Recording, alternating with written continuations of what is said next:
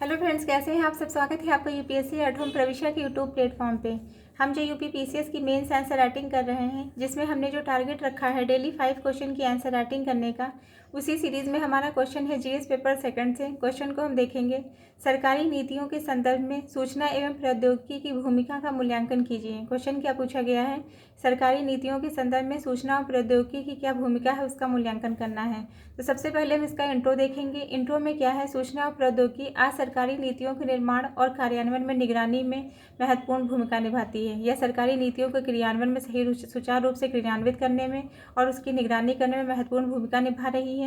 Digital India, आधार, UPI, artificial intelligence और big data जैसी तकनीकों ने नीति निर्माण को पारदर्शी, कुशल और प्रभावी बनाया है। सरकारी नीतियों में इंफॉर्मेशन टेक्नोलॉजी की प्रमुख भूमिका। पहला क्या है, डिजिटल गवर्नेंस। इसके अंतर्गत उमंग, माई गवर्नमेंट, आरटीआई ऑनलाइन ने पारदर्शिता बढ़ाई है। क्या किया है इसके अंतर्गत, उमंग ऐप और माई गवर्नमेंट पोर्टल जैसी पहलों ने क्या किया है, नागरिकों को सरकारी सेवाओं से जोड़ती है। आरटीआई ऑनलाइन पोर्टल पारदर्शिता बढ़ाने में सहायक है। दूसरा है वित्तीय समावेशन। इसके अंतर्गत यूपीआई, डीबीटी, रुपे ने सब्सिडी और कैशलेस लेन देन को प्रभावी बनाया है। क्या हुआ है, यूपीआई, रुपे, रूपी जैसी तकनीकों ने कैशलेस लेन देन को बढ़ावा दिया है। जनधन योजना और डायरेक्ट बेनिफिट ट्रांसफ़र डीबीटी ने सरकारी सब्सिडी को लीकेज रहित बनाया है।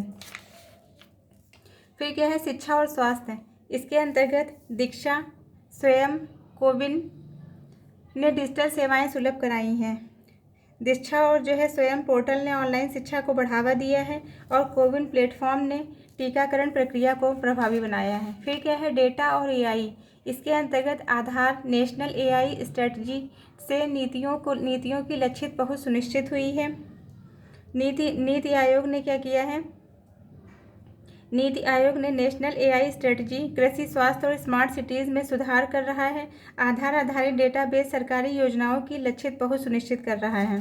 फिर क्या है, आपदा प्रबंधन। इसके अंतर्गत इसरो जीआईएस तकनीक और सीईआरटी इन सुरक्षा में सहायक है। इसके अंतर्गत बताया गया है कि इसरो ने जीआईएस और रिमोट सेंसिंग तकनीक बाढ़ और आपदाओं की निगरानी में सहायक है। और सीईआरटी इन और डेटा प्रोटेक्शन बिल 2023 साइबर सुरक्षा को मजबूत बना रहे हैं। तो ये हमारा क्वेश्चन का मेन बॉडी का पार्ट था, जिसमें पूछा गया है कि सरकारी नीतियों में इंफॉर्मेशन टेक्नोलॉजी की क्या भूमिका है, उसको हमने देख लिया। फिर दूसरा क्या है, इसके समझ कौन कौन सी चुनौतियां विद्यमान हैं और उसके हम क्या समाधान कर सकते हैं।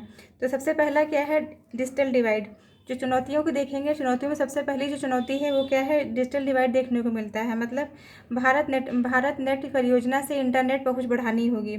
इसके अंतर्गत बताया गया है कि ग्रामीण क्षेत्रों में क्या है, ग्रामीण क्षेत्रों में इंटरनेट जो पहुँच है वो सीमित है। और डिजिटल साक्षरता को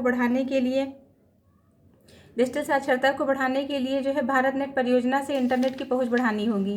फिर क्या है, साइबर हमले। इसके अंतर्गत डेटा प्रोटेक्शन बिल 2023 को प्रभावी रूप से लागू करना आवश्यक है। फिर है एआई से रोजगार संकट। इसके अंतर्गत नई डिजिटल स्किलिंग योजनाएं शुरू करनी होंगी। इसके अंतर्गत क्या करना होगा, एआई और ऑटोमेशन के सामाजिक प्रभाव रोजगार के अवसरों पर इसका असर पड़ता है। और ग्रामीण इंटरनेट कनेक्टिविटी में सुधार के लिए कई परियोजनाएं सुचारू रूप से क्रियान्वित की जानी चाहिए। डेटा सुरक्षा कानून को और अधिक मजबूत बनाना होगा।